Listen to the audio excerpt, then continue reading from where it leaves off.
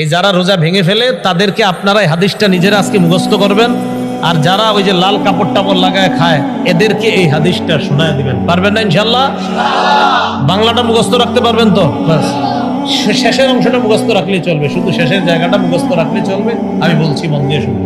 রাসূলুল্লাহ সাল্লাল্লাহু আলাইহি সাল্লাম বলেন, আমি ঘুমিয়েছিলাম, স্বপ্নে দুই ব্যক্তি আমার কাছে এসেছে, আমার দুই বাহু ধরে আমাকে টেনে নিয়ে গেছে, দুর্গম একটা পাহাড়ের কাছে আনছে।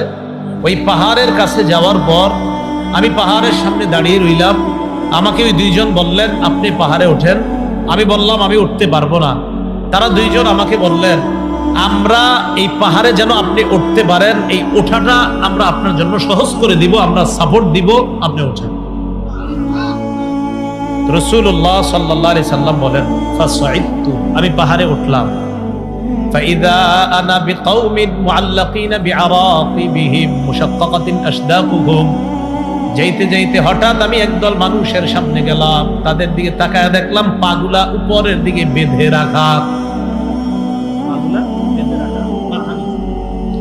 আর কি দেখেন? পা উপরে মাথা নিচে। মুশাক্কাকাতিন আশদাকুহুম, এই দুই পাশের যে দুই গাল, এই দুই গাল করাত দ্বারা চিরতেছে।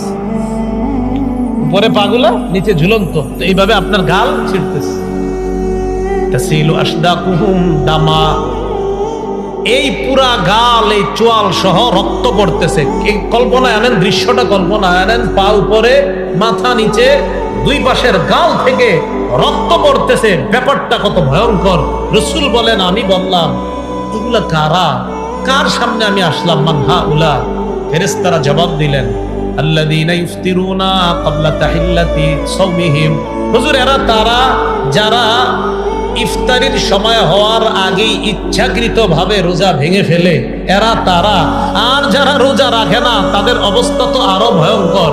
রাসূল বলেন, একদল হুজুর ইচ্ছাকৃতভাবে রোজার সাথে তামাশা করে, ইচ্ছা করে রাখে, মন চায় আমি রাখবো, মন চায় রাখবো না, ইচ্ছা করে যারা ভেঙে ফেলে, এদের এই অবস্থা, এটা চলতেই থাকবে। পাগুলা উপরের দিকে দেওয়া, মাথা নিচের দিকে দেওয়া, দুই পাশের গাল বেয়ে বেয়ে রক্ত পড়তেছে। এরা কারা? যারা ইচ্ছাকৃতভাবে রোজা ভেঙে ফেলে।